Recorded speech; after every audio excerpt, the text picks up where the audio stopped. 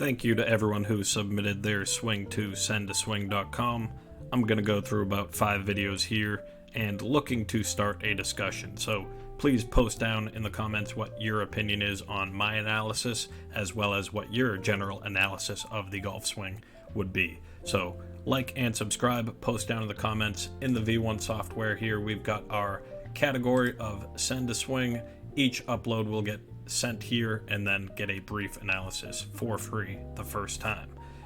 And with each one, we'll get a little bit more detail, as with the upload includes a little form, the posted 8 handicap, struggling with a closed club face, and resultant hook or draw. So clean that up, and we're going to break each of these videos into little clips, so I'm almost going to restart and go through a new intro with this one here. 8 handicap, struggling with a closed face. Let's take a look at the path and where the club face positions will be throughout the swing. Firstly, your setup is okay. First move is going to be a little bit to the inside as that club gets drawn back, and the face will remain pretty closed or aimed down to the ground. It's not too far off at this point, but if you're struggling with the hooks, that's one easy way to just take control and not have the face so far closed right at the takeaway. But the path will also continue to the inside with good turns, and maintenance of wrist angles are going to keep that face closed. Body positions don't look bad, not swaying off of it too much, and the arm has plenty of depth and width behind you. So top position okay, other than that shut face. As you continue to transition, weight will shift forward, club's going to drop nicely back down from the inside, but if you're that far inside with the face remaining closed, that is the recipe for hooking. Got one frame right before impact, and the face does look shut. Continued theme throughout this is just going to be to stop the face from being closed. As you hit this ball, it does look like that face is open. Now, one of two things either happened here. You either just got your handle so far forward and maintained your wrist angles with good turn through strike, or you hit it a bit on the toe, and that ball's going to start right and draw back left. Really hard to say, but looking at the top position back on down, with the face being as closed as it was, I have to believe that's more of a off-the-toe type of strike. What else can you do to fix this here? Because as you transition to the top, let's clean up your path. You know you're inside. We'll get a spine angle line here, decent tilt maintenance to the top, but the classic early extension will have you standing up and preventing as much turn as you can get. So if we are transitioning down, you make a nice sit move to your left side. Soon thereafter, begin posting up that left knee and turning a bit more, because that can help you just maintain a more closed face and hold it open as you turn through. Might be a bit confusing, but it will keep your tilts down with more turn and more face control. So good luck with that. We're going to jump on to the next swing here. Alright, going one at a time, and this video is a bit crooked, but let's zoom in and see what we can do with this here. Alright, and to the comments, let's see. 17 handicap, any tips to having a more consistent swing? Inconsistencies, looks like it can go both ways and not enough distance. So, general look at the setup, actually okay. Posture in the spine is a little bit curved, but can get away with it and can turn decently off this. Let's see. First move, we're just going to play it through without any lines or help. Bit upright to flat. Going to slap down a bit over the top and really make decent contact on this one, but the angle of this video does not give me a good look on the plane. I just have to really look back at this path and club face as you take it away. So let's get a couple lines here. I always like starting with the primary path line drawn poorly. No, but right through the hosel of the shaft. A good place to see it is more through the belt and even closer to the navel. With it hanging as low as it is, you're either very close to the ball, or your posture can be changed a bit more lower with length of club adjustments as well. But with the path as it is set up from this position, let's see how you take it away. Hands are going to work along the path, which I like to see, and the face remains pretty square to the spine angle. Not much shoulder tilt as you're working the body a bit flat, but we'll keep going and see where you go. Beyond that inside-ish takeaway, the forearms do rotate open, which will allow that face to open up and almost go upright as you rotate open. So both of those movements, going up with the hands and rotating the forearm, left forearm open, that's going to lay off the club shaft at that top position. Now, you can make up for this if you really do shift the weight forward, bumping the hips and dropping the hands and elbow, but hard to see that from here. If you get on your toes and start turning, that club's going to stay steep. And that's what happens. If you avoid getting on your toes at this point and you start shifting rather than turning, you'll get away with a lot of the movements you've already made. But the early rotation, early extension type of movements are likely to bring that club over the top. Face control doesn't look bad, which is why you struck this one probably pretty straight or even a small fade. But if you're looking to have a consistent type of shot, you can either continue that path and just work more club face control, commit to the fade, or if you want to improve and play more of a draw, you'll want to control that club face position throughout your backswing and probably just stop going so far. You don't need to really hinge that club a little extra at the top. Stop turning, start shifting. That's going to make a big improvement on your contact as well. If you're hitting behind the ball, early turn on the toes, not going to help that. Get shifting forward, get that club face a bit more under control. Not a bad move though. Let's go through to the next one. Alright, and the details, because I have not seen these swings. Alright, good comments here. 18 handicap. Looking to learn how to get in the slot and shallow out. A pro has told me the problems from a laid-off position at the top can cause an over-the-top swing. Alright. Draw and hook as the inconsistencies, and the miss is a hook or push. That makes sense for being more inside with club face control. But I have a tendency to overswing on my backswing, as well as have much better mechanics sequencing when I'm rehearsing and practice swinging.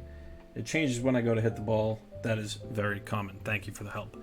So the practice swing feel versus real, that's a whole nother category, but I can boil it down to a practice swing is exactly that, a swing, tensionless, your ideal movement through a golf ball. But then when the little white ball is there in front of you, it does tend to be more of a hit, where you could swing through the practice swing, make impact with the ball, let it get in the way. It's pretty deep psychological, but I don't know. I think that it's more mechanical, and going slow with proper technique is going to be best for making the practice swing into more of the real swing. Lots of short swings on the range, lots of drills, that type of stuff. But clean this up, that's been up there for quite a while. Camera angle's not bad, slightly tilted, but I like the club alignment stick close to where the camera's aimed. A very usable video. Again, the first thing I like to draw is the path line. Shows where your hands are, shows what your posture is relative to the path. Seeing it close to 90 degrees or perpendicular to the path is almost ideal. The posture should be slightly more upright than that. So you're a bit slouched from that position, but it's a comfortable, relaxed posture. The grip looks very weak, and I think we'll stick with that. You might be trying to stop it from hooking, but let's see how the swing looks throughout with that one singular path line. Make it a bit bigger so we can see that better. There we go. First move. Love it. I do like seeing that club and hand position just rotate up the line. You can see how the body's moving along with it. It is not just a one-piece armsy, handsy takeaway. The hips are turning, the shoulders are tilting, and the body is moving. Love that first move. Where does it go next? Continues up parallel to that path line. Another great position to see is parallel lines. Draw another one by the shoulder, and you can get close to that position. You don't need to get as deep as Joaquin Niemann does with his tilts, but I like the parallelness of your swing so far. Continuing up, that elbow will stay tucked and you'll stay a bit flat and you keep turning. So I really like where you are at this P3 position. If the elbow were to get a bit more disconnected and upright with a dropping more inside move, I know that's asking a lot, but that would be a really better top of the swing than trying to just continue turning. You've turned out of your tilt and then you've really lost your wrist positions at the top as well. Let's go back to what I said about turning out of your tilt and get one more line, delete that one, the parallel by the shoulders. And as you make your first move, we said those shoulders tilt nicely. You're staying parallel with that first or secondary line.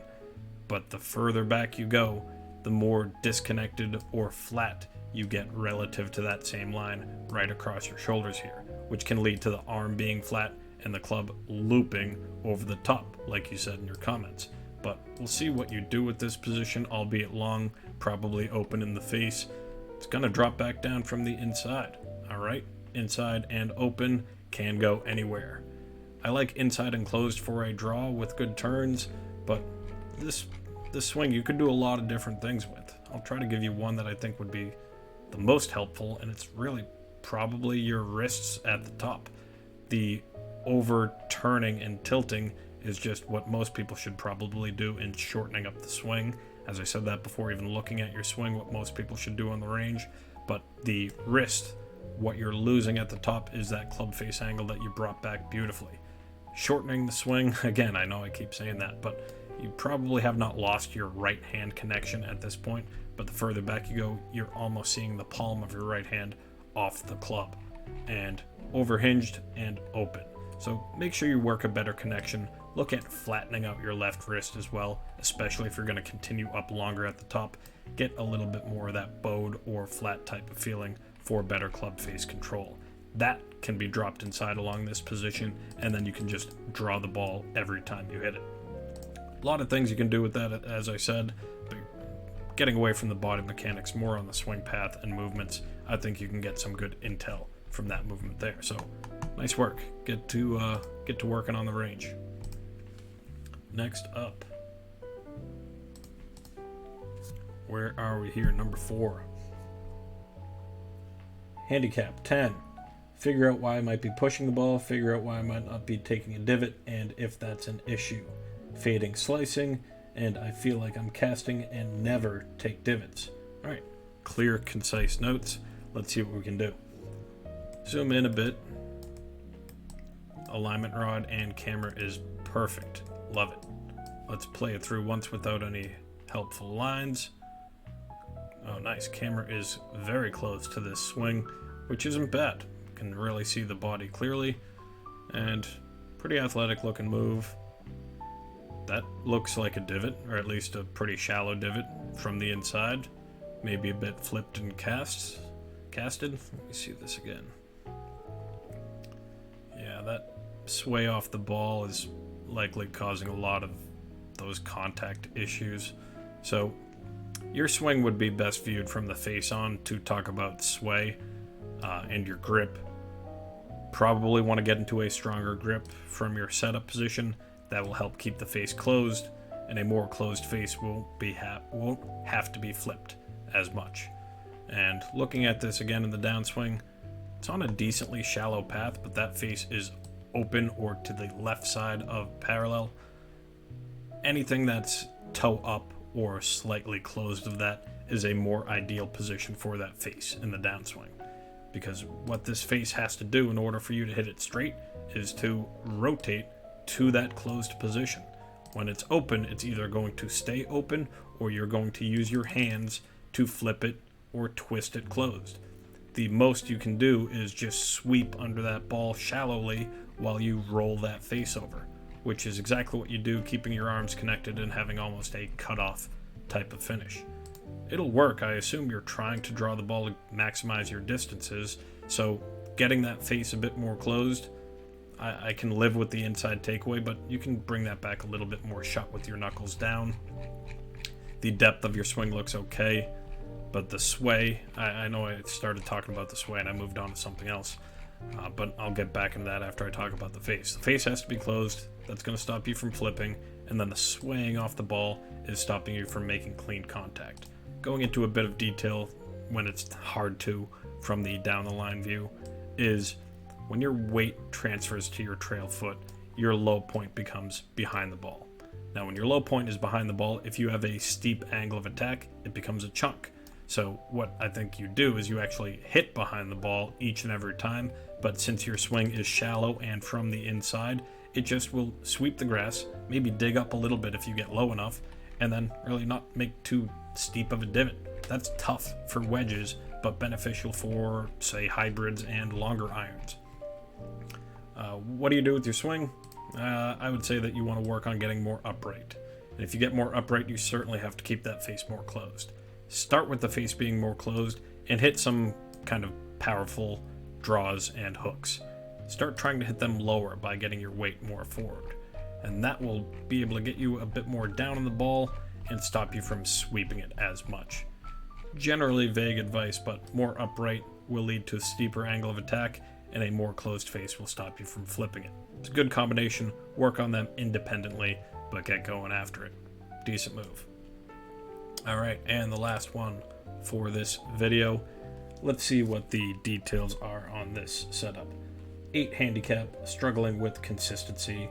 Some days I have it and all the shots are very solid, and other days I have meltdowns with multiple shanks. General contact to ball striking, and draw and hook being the directional miss. First thing that most people should notice is the setup is rather flexed in the knees, and posture from the waist is a bit over, giving you tons of space between your hands and knees. With that amount of space between your hands and knees, if I just get a line from here and try to go to your impact, most likely going to be closer. And it is, but not as close as I thought it could be. This was a solid strike. I imagine you falling into your toes is why you'd catch it off the heel and shank it to the right. Otherwise, it's probably more of another flip close type of situation. So let's play it through again. Good detail of the video, even though the camera's on the ground, going to skew our angles just a bit. So not going to give you a great path analysis here, but I think what you want to try to do is something along the lines of the chair drill, where you keep something against your rear end and really try to keep contact with that object behind you, because that falling into the ball will forever lead to heelish type of contact, especially with the driver if that thing is tending to fade occasionally. Probably a heel strike and probably going right. The irons you can save because you have good hands. Let's play through your path just to give you some detail on that as well. Again, with the setup, you'd be in a better position, less knee flex, a bit more upright in the stance and posture, having your hands hang slightly closer to your body. That sounds dangerous for someone who hits it off the heel, but with the proper body movements of the rear end staying against the chair, that should not happen. Path and the takeaway I actually like. Should work upside of this line based on where the camera is, so that would be very much so on plane. Face angle does not look bad there either. Not a lot of hinge at the top, but a very nice flat wrist, looking like a fairly square face at your position here. But you do drop it to the inside. Can't tell where your grip is, might even be the 10 finger, causing you a lot of club face control issues there. But I like how your path comes through the same spot as it did in the backswing. That is a nice thing to see for consistency, but what is different is that club face. If we go 82 to 61, 62, keep it easy, 20 degrees open at this point. So you have to make up for 20 degrees between club parallel to ground and impact. And at this video, that is less than 1 frame. What it looks like you did is you actually did that. Squared up that face and that ball had a little bit of draw to it. But it is that amount of club face rotation from here to impact to beyond that creates as much inconsistency as you have. Looking at this position post impact, that face is now turned well over on the close side. So what you can do with this, I'd look at your top position and how you lay the shaft back down. Even looking back at the grip, trying to get a better 10 finger grip get a better grip than a 10 finger grip. Either the interlocked or overlap position can help you keep the face closed, especially as you drop it down. Body movements toward the toes, okay, I already went into enough detail on this one here. So that will conclude the first combined video. I'm going to break through each one and then upload them individually as well. But please send more swings to sendaswing.com. Start posting in the comments any kind of analysis or improvement suggestions you may have. I'd like to hear about it. Sendaswing.com. Have a good day.